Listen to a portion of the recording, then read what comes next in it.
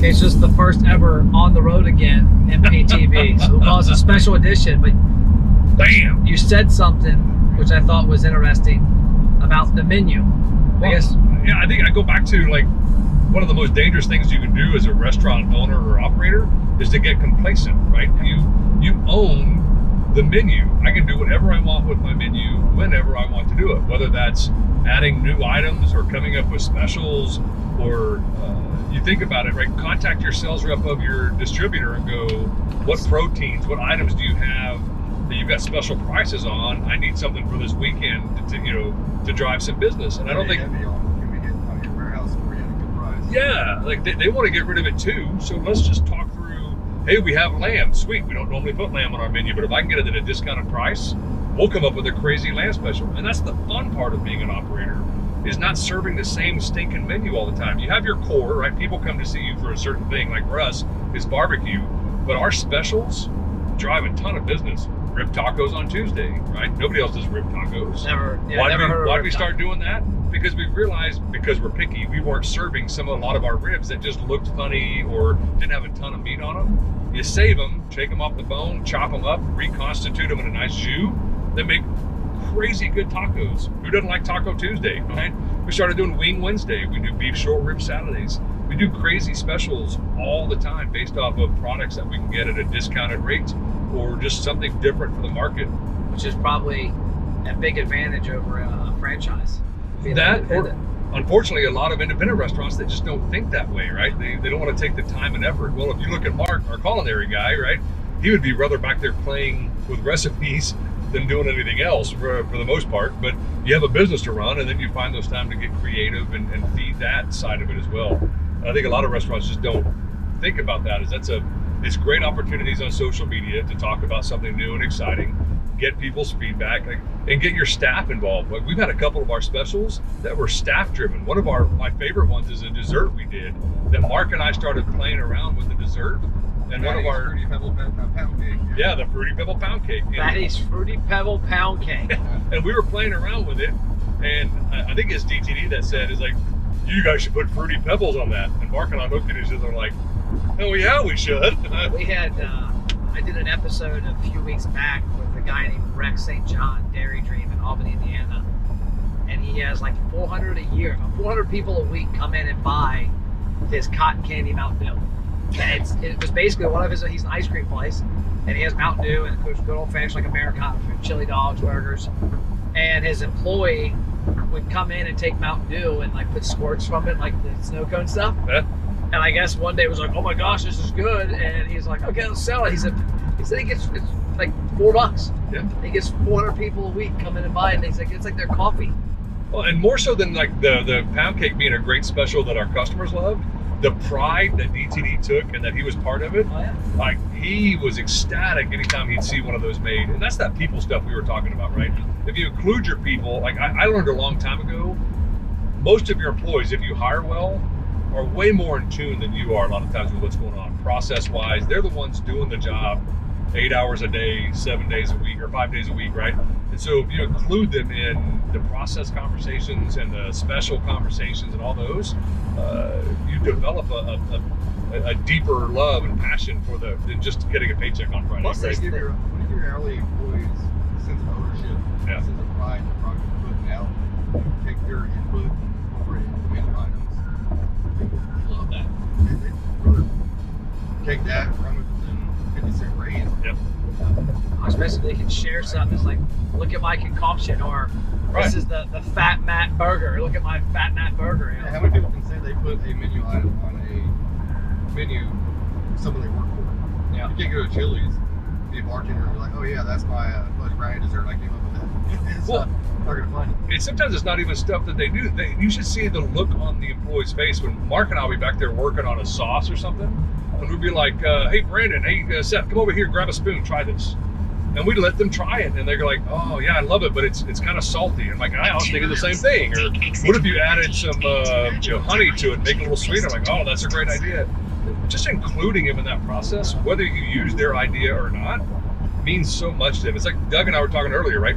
People often, they don't quit jobs, they quit management. And I think it's when, as a leadership team, you can include them in things that most other places would never include them. There's a sense of pride and ownership, like Mark was saying, that you don't get everywhere, especially in the restaurant world, where a lot of times they're not thought of as, brilliant employees, and they don't necessarily go to school to be a line cook. They don't have these big fancy degrees. Yeah, and if there can be more than just a spoke on the wheel. They'll do more, right? They'll clean harder. They'll work extra shifts. They'll do all kinds of things that a normal employee just doesn't want to do or think to do. Like we've got several employees come out. Like Rhonda's one of them. We talk about all the time. She'll tell you, it's like, this is the first job I've had in decades I look forward to coming to. And she feels like she's part of the team, part of making decisions, part of the process beyond just slicing up some meat.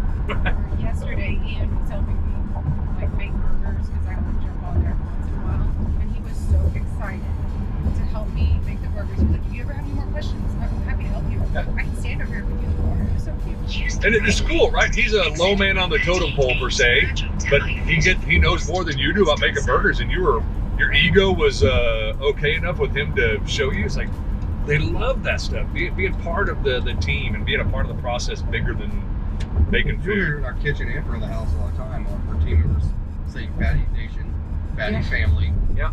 They rarely ever say job or work or any negative connotation that you normally hear associated with hourly employee's job. It's always Fatty Nation, Fatty Family. And you guys have highlighted some of the stuff we've done around our get to know a fatty. But we were a little apprehensive at first, like, are these guys really going to want to do it? Like, do they want their personal life being spread on our page? And the first one we did, like, I think it was Matt. Was that the first one we did? Continue straight on. Or one of the guys we did, and all of a sudden the employees were like, when's it going to be my turn? It's my turn. What do I get? We were like, okay. So they really did dig, kind of being a part of the Fatty family and us highlighting their likes and interests and stuff outside of the job. Those little things, like we were talking about earlier, putting videos on Facebook. Well, there's a perfect video. You don't have to be some genius. Go take a picture or shoot a quick video of one of your employees about what they love and what they love about being there. And your clientele, your patrons, like they ate that stuff up. They would come in and they'd be like, man, we love seeing Tanner's thing, and that he loves firearms and he comes from a sheriff family and he loves, that's what he wants to do with his life. Like, people now connect with you and your employees on a different level.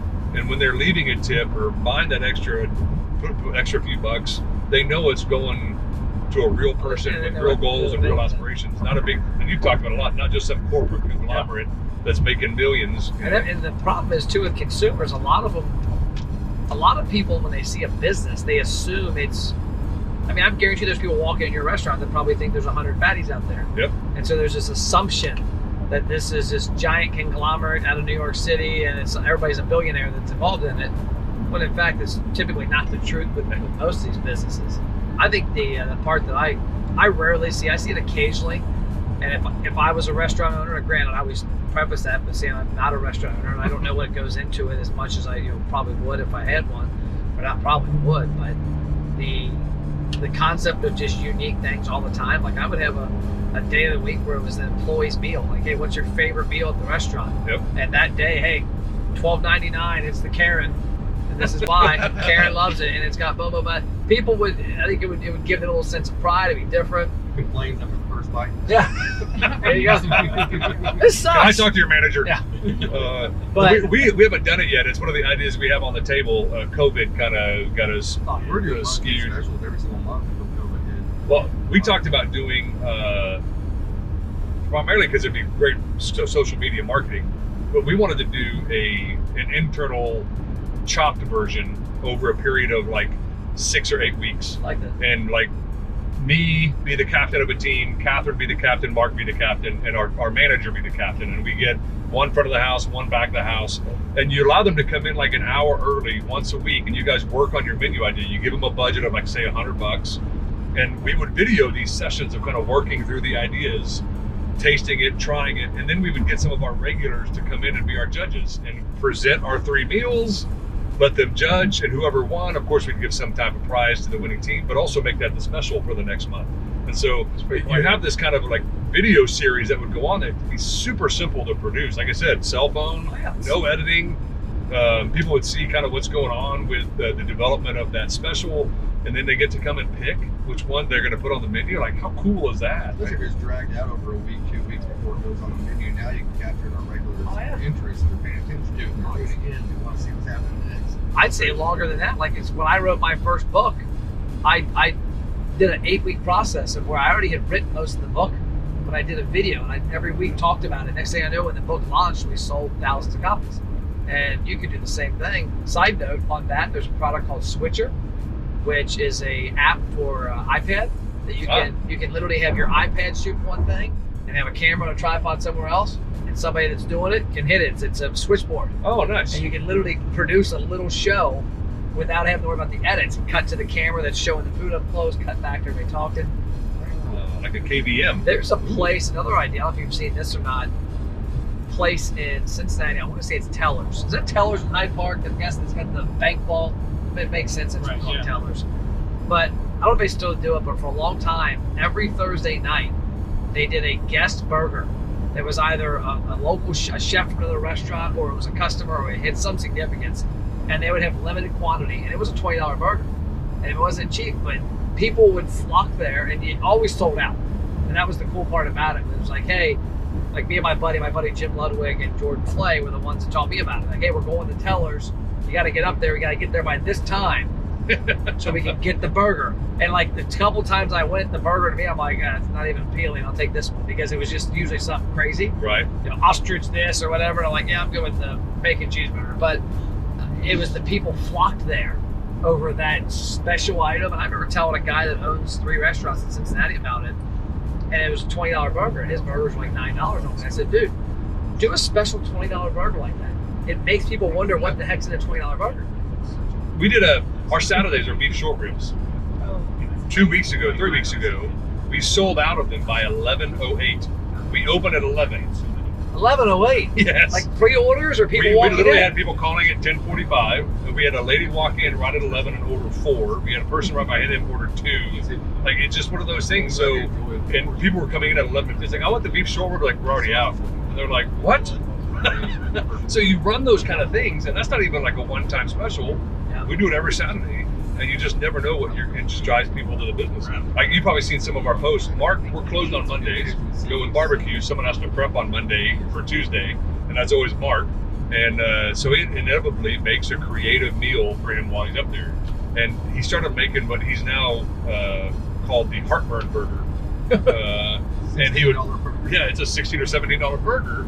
And we didn't realize that until people were like, well, that's a great looking picture. Can I get one of those? We're like, well, it's not actually on the menu, but sure. And we started adding it up, and it's $17. What? And people buy it. So from a restaurant side, what margin do you try and keep on something like that? So you try to build your menu, like if you know your cost multiplied by 4. Okay. That's a general rule of thumb. Some things you can't do that. Some things Yeah. you can. But if you're overall, because when you start adding in labor, styrofoam, foil, lids, all that stuff that people don't think about, you inevitably get down to like a 10 or 12% margin, right? Well, we had the boat business.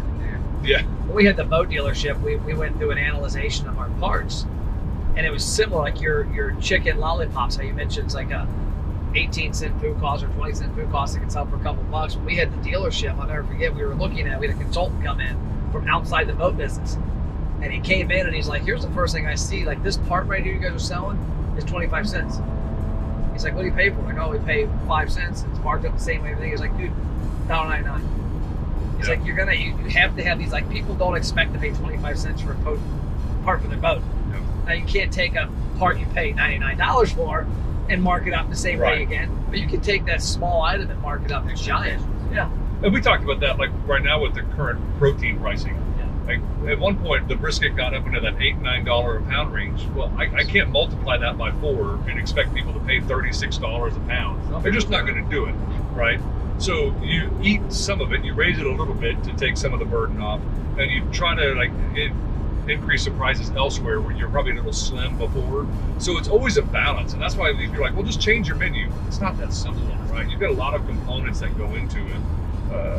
That's part of owning your inventory, breathing your inventory, breathing your P&L, breathing your costs. If you don't know what you're saying some stuff, you're going to make adjustments when adjustments need to be made. Right. I think that's a huge fail in a lot of operators' responsibility. They get complacent. They go to day-by-day operations. They forgot to bring the finger on the pulse of what they're actually doing or what they're paying for. Or they do it one Just go time. to the door. Right? They do it when they open the doors. They know their food costs, but then they go change products, or they change vendors, or they add things to their menu. They don't go back and go through that same process. You see it in all the restaurant TV shows that are out there, like Restaurant Impossible and all that junk. People don't know their basic food cost. Like you specifically, most of the product is commodity. Right. it's So we have it changing broken day to down. day. We have it broken down by the ounce. And of course, I built a spreadsheet because that's the neurotic side of Brian. You're the spreadsheet king. That's me. You're like one of the few clients I have that like I get some pretty fancy spreadsheets from. So I built one that we can go in and all the formulas are created off of that market price. So Mark can tell me, hey, brisket went back up to $6.40 a pound, plug it in, and we can see where we are, and then make an adjustment if we need to, or go, no, we'll ride this out a week or two and see if it starts to change. But you've got to have those tools, and I can create them, but the nice thing is those tools exist out there. If you don't have that skill set, they're all over the place. Some of your vendors, right? Some of the distributors out there have those tools readily available for you. You just have to take the time to ask and use them.